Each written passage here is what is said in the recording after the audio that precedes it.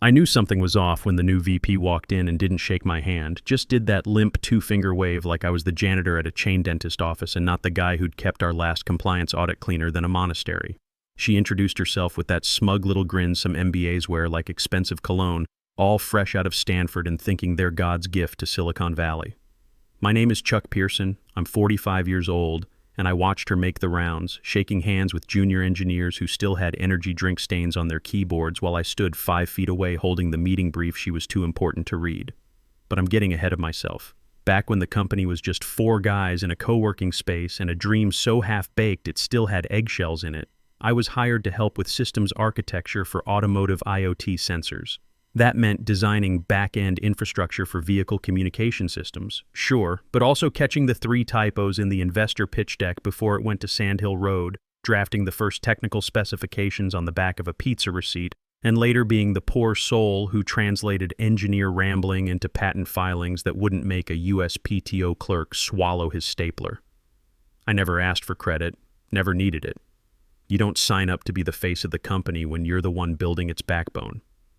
But somewhere along the way, my name started popping up on filings for our sensor calibration algorithms and thermal management systems. Not because I begged, because legal said it was cleaner that way. Easier to avoid IP disputes when the architect had a paper trail. And I was fine with that. I didn't need a gold star, just a quiet corner and working Wi-Fi. I like being invisible. There's power in being underestimated. Hell, if you've made it this far into my little therapy session disguised as a confession, maybe do me a favor and hit that subscribe button. I know, we're all just scrolling through life, half asleep, but it really helps keep stories like mine alive. And trust me, this one gets weird. Anyway, things were smooth at first.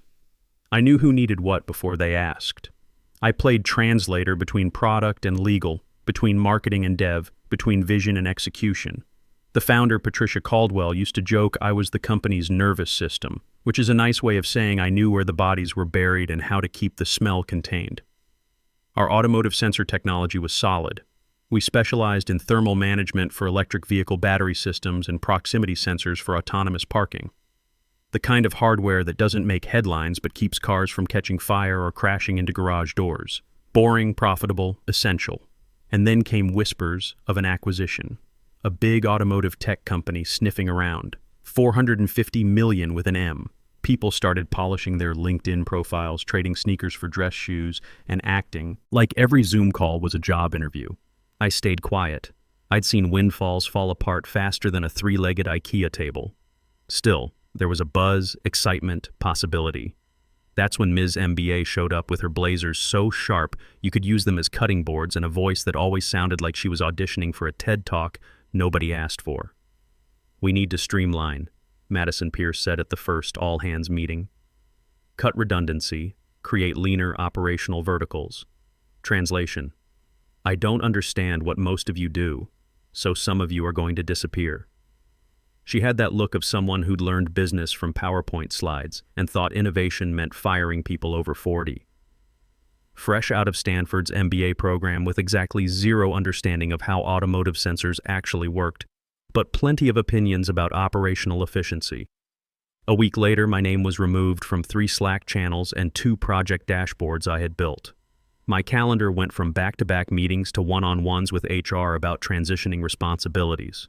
I didn't get fired. No, that would have triggered legal reviews, but I was gently shoved into a corner like Christmas decorations in June. My new title: administrative support.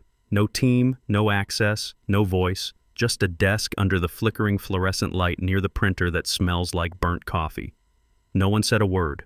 Not legal, not ops, not even Patricia, who used to send me late-night emails asking if a thermal regulation clause looked too risky for the automotive compliance standards. They all went silent like my usefulness had expired the moment I hit 45 and started wearing reading glasses. Like my 20 years in automotive engineering and 6 years building this company's IP portfolio from scratch meant nothing compared to Madison's fresh MBA and her brother's connections. I didn't cry. I didn't rage. I just watched them stumble through system architectures I used to redesign in my sleep. Watched them forget how to submit a patent application for sensor integration protocols. Watched them assign 3 junior staffers to do what I used to handle between lunch and my afternoon coffee.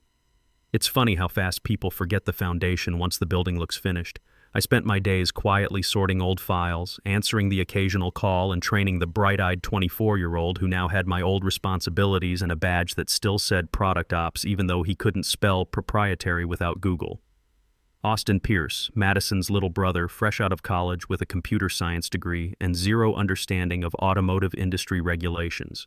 Nice kid, eager to learn, but about as qualified to handle our sensor IP portfolio as a golden retriever is to perform brain surgery. And through it all, I waited, I listened, I archived. Because the thing about being invisible is they forget you're still in the room, and I never stopped paying attention to every patent filing, every compliance update, every technical specification that crossed my desk. Madison announced the strategic realignment like it was a TED Talk and not a corporate mugging in broad daylight. Big smiles, buzzwords bouncing off the conference room glass like flies trying to escape. "We're trimming the fat," she said, laser pointer in hand, pacing like someone who just finished reading one book about Steve Jobs and thought she was ready to gut a company. No mention of names, of course, just charts and acronyms and that god-awful PowerPoint template with diagonal lines that screamed, "I paid someone on Fiverr to pretend this was visionary." She kept talking about legacy inefficiencies and operational dead weight while I sat in the back row, invisible as wallpaper. By the end of the week, 3 teams were dissolved. 2 managers were moved into advisory roles, which is code for your badge still works, but nobody cares what you think. And me? I was reclassified. That's how they phrased it in the system update. No meeting, no warning, just a calendar invite titled Role Clarification, 15 minars. My title went from operations liaison to administrative support, the kind of role they don't even bother to give an acronym. I used to have back-end access to our automotive sensor IP tracker, a floating seat in dev stand-ups for thermal management protocols, and early eyes on every compliance brief that touched our vehicle integration platform. Now I couldn't even open the company wiki without a permission-denied pop-up blinking like a neon insult. I got moved, too. Out of my old desk, prime real estate by the engineering war room where we debugged sensor calibration issues, and into a cubicle that sat so close to the kitchenette I could smell everyone's failed attempts at reheating leftover Thai food. No nameplate, just a sticky note that said Chuck P., because I guess my full name was too much for the spreadsheet that determined my fate. And the worst part? Nobody said a damn word, not even Lawrence from legal, who used to panic in my office after automotive compliance reviews, not Dylan from firmware, who once told me I was the only reason our thermal sensors hadn't caused a recall nightmare. They saw me get boxed out like a stray cat at a garden party and just looked away. I didn't scream. I didn't cry.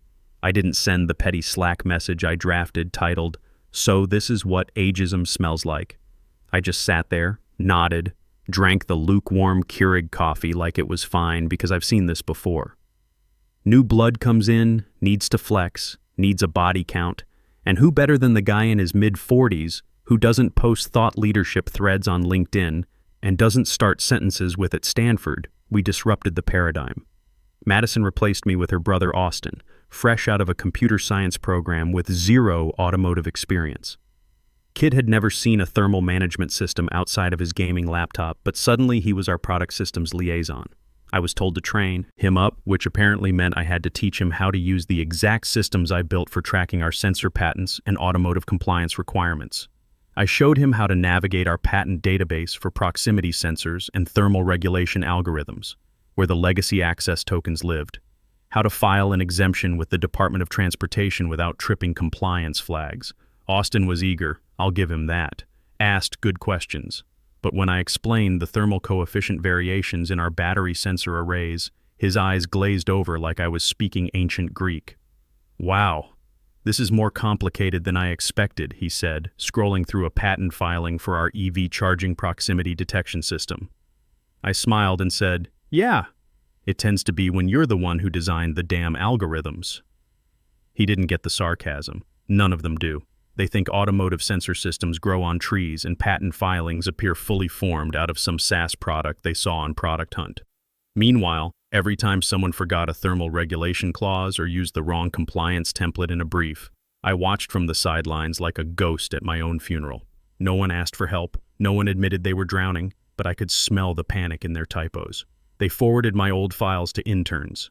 Interns, kids who still put emojis in their email signatures and had never heard of SAE automotive standards.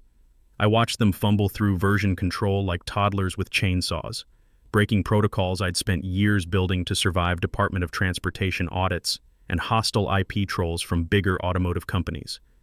And still I said nothing. Because they wanted me gone but not gone. They wanted the work without the worker, the system without the architect, the results without the relationship. I was inconvenient, too experienced to fire, too knowledgeable to ignore completely, but too old to fit their shiny new narrative. So I sat, I watched, I listened, and quietly, without anyone noticing, I started printing things, filing them, cataloging them, not in a petty way, in a precautionary way, because if you spend enough time being the invisible backbone of a company, you learn how fragile everything really is. And honey, this automotive sensor company had no idea how close it was to regulatory collapse. Every thermal management patent I'd co-authored, every proximity sensor algorithm I'd debugged, every compliance filing I'd shepherded through the bureaucratic maze of automotive safety standards. I printed it all, organized it all, filed it all away in manila folders under my desk, not for revenge, for documentation, for truth, for the day someone finally asked the right questions about who actually built the intellectual property they were about to sell for $450 million. The air changed the second the rumors hit Slack. Somebody's cousin's husband knew a recruiter at Autotech Dynamics, one of those insatiable, cash-stuffed automotive giants that buys smaller sensor companies like appetizers. Word spread like free donuts in the break room. Suddenly, every desk had a little more posture. Every engineer started combing their hair again, and LinkedIn saw more profile updates in 48 hours than it had in the past quarter. I watched it all with the same deadpan calm I'd perfected over the last year of being sidelined.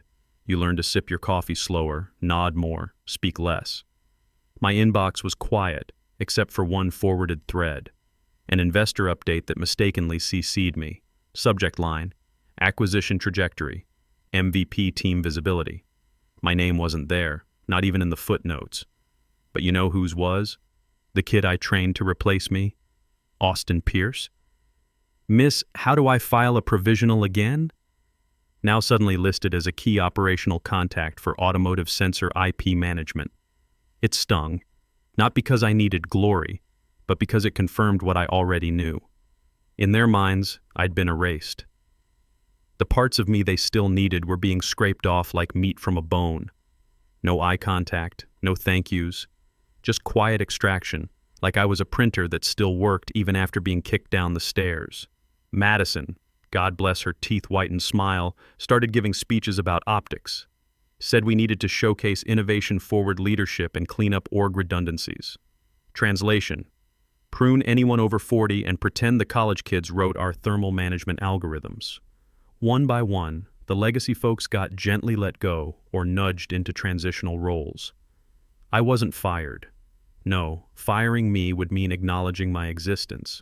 I was just left out. Cut from the invite list, left off the briefings. The dashboards I helped build for tracking our automotive sensor patents were scrubbed clean of my credentials. The workflows I designed for DOT compliance got repackaged in Austin's shiny new Google Docs. I was no longer in meetings, I was setting up chairs for them. The deal was heating up. Word was Autotech Dynamics wanted to close within the quarter. The office pulsed with fake urgency, whiteboards filling up with made-up KPIs, everyone trying to look irreplaceable.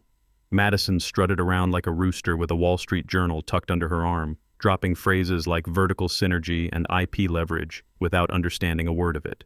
She kept talking about our revolutionary sensor portfolio, like she had any clue what made our thermal regulation systems different from the competition. I'd sit there during her presentations, watching her mangle technical concepts I'd spent months perfecting.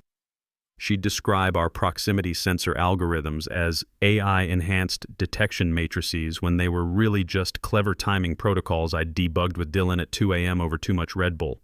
I sat through it all, pencil in hand, highlighting old compliance logs. Not because anyone asked me to, but because I knew what they didn't. That the devil lives in the footnotes, and our automotive IP history was a minefield if you didn't know where the bodies were buried. Then came the official reorg chart. It hit my inbox like a slap. Austin had been promoted officially into a newly created role, Automotive Systems Liaison, a Frankenstein title stitched together from words that used to belong to me. No mention of the thermal management systems I'd architected, the proximity sensor documentation I'd maintained, the DOT compliance protocols I'd written when we were still using folding tables as desks. My name nowhere. I was listed under admin pool, logistics support, the kind of role you assign to someone who orders sandwiches and schedules bathroom repairs. I sat staring at that PDF until the letters blurred. That night, I stayed late. Austin had already left for some Stanford networking event, his screen still logged into the automotive sensor dashboard he barely understood. I sat at his desk, opened the patent audit log, and downloaded every version I'd touched in the last 6 years. Not to sabotage, to preserve. If things were going to spin out, and I could already smell the smoke, I wanted to make sure there was a record. Every thermal coefficient calculation I'd verified, every proximity sensor calibration I'd supervised, every compliance filing I'd shepherded through the maze of automotive safety regulations. Not for revenge, for survival, for accuracy. Because here's the thing nobody in that glass conference room understood. Professionalism doesn't mean silence. It means patience, precision, the slow, methodical stacking of facts like bricks in a wall. And when that wall falls, it falls hard. The morning after the org chart went live, Austin walked up to me holding a patent filing I had ghostwritten for our EV battery thermal monitoring system, the one that kept electric vehicles from turning into expensive bonfires.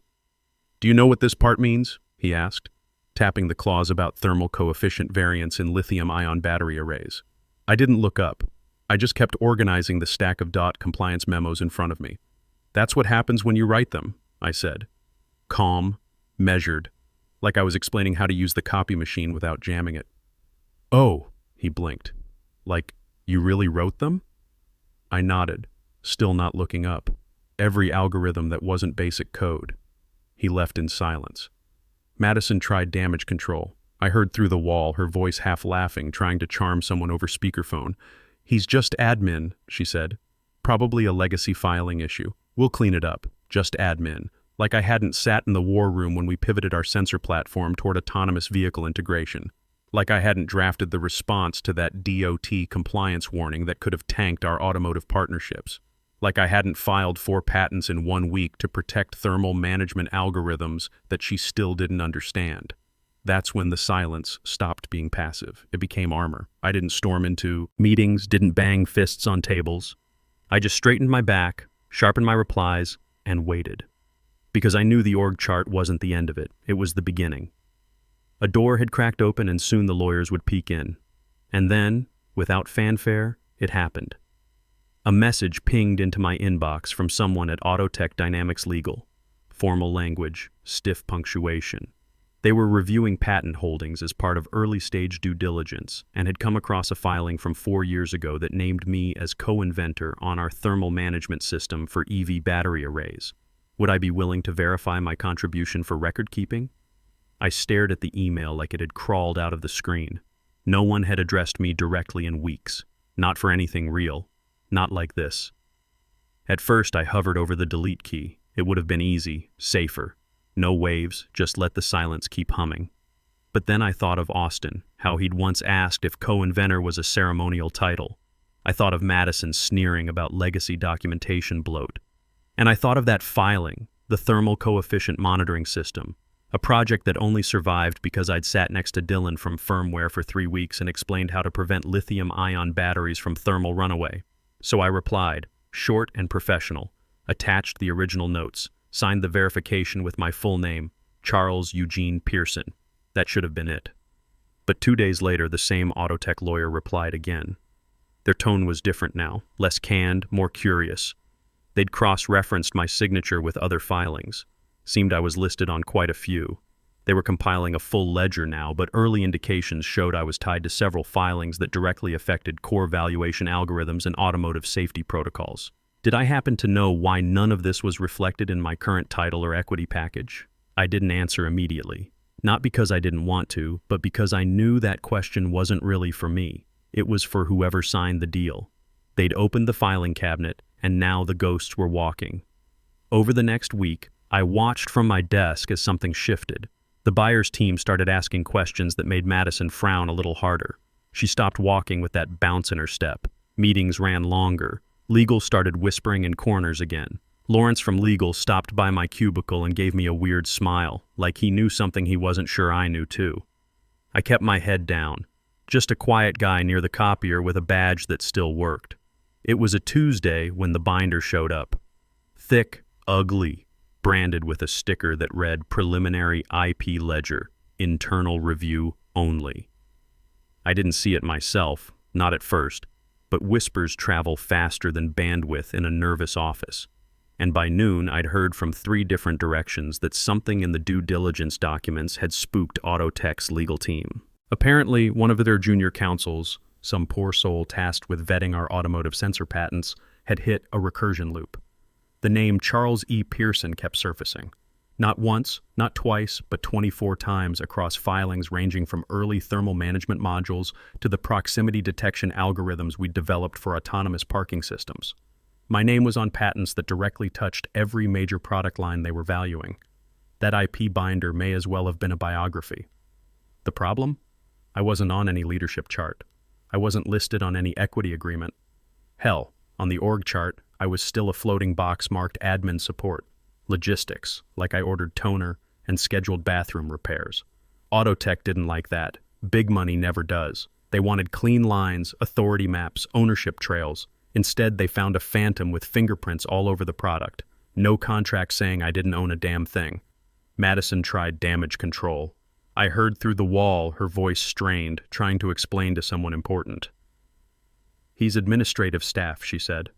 Probably just legacy filing errors. We'll submit clarifications. But the buyer's lawyers weren't buying it. They'd done their homework. They knew the difference between administrative support and technical contribution. And my signatures were on foundational patents that made up 60% of the acquisition's valuation. By Wednesday, Patricia Caldwell herself was calling emergency meetings. Thursday, the acquisition timeline got paused pending IP verification. Friday, I got summoned upstairs. The boardroom was packed. Patricia, Madison, Austin, legal, HR, and 2 people I didn't recognize in expensive suits. Autotech's representation. No one offered me a seat, so I pulled one for myself at the head of the table. Chuck, Patricia started, voice tight. We need to understand your role in our patent portfolio. I opened my bag and pulled out a manila folder, the one I'd been quietly building for months. Patent filings, original notes, engineering approvals, compliance documentation, all with my signature, my contributions, my technical language. 24 patents, I said, calm as morning coffee. Thermal management systems, proximity detection algorithms, battery safety protocols, autonomous vehicle integration standards, all filed between 2019 and 2024, all with my name as co-inventor or primary technical contributor. Madison's face went pale. But you're administrative. I'm the guy who designed the algorithms that keep electric vehicles from catching fire, I cut in. I'm the guy who wrote the proximity detection code that prevents parking accidents. I'm the guy who shepherded every major innovation through DOT compliance. One of the Autotech lawyers leaned forward. Mr. Pearson, our preliminary analysis suggests these patents represent approximately $270 million of our proposed acquisition value. Are you claiming ownership rights? I smiled. Small-tired, I'm not claiming anything. I'm stating facts. My name's on the patents because I authored the technical specifications. Your legal team can verify that with the USPTO. The room went dead quiet. Patricia finally spoke. What do you want, Chuck? Recognition, I said. Proper title, retroactive equity compensation based on IP contribution, and a seat at this table for the remainder of negotiations. Madison opened her mouth to object, but Patricia raised a hand. Madison, you're dismissed. Austin, you too. As they filed out, Patricia turned to the Autotech lawyers. Gentlemen, it appears we need to renegotiate terms. Mr. Pearson, welcome back to the leadership team. Your new title is Chief Technology Officer, and we'll be discussing your equity package immediately. I nodded, opened the patent binder, and said, shall we begin? 6 months later, the deal closed at $420 million. My equity package, based on IP contribution and new CTO role, came to 12% of the total sale price. That's $50.4 million for the guy they tried to bury in a cubicle. Sometimes patience pays off. Sometimes documentation saves your career. Sometimes the quiet guy in the corner turns out to own the whole damn building. Thanks for listening to my story. Hit subscribe if you want to hear more tales of corporate justice, because trust me, I've got plenty more where this came from.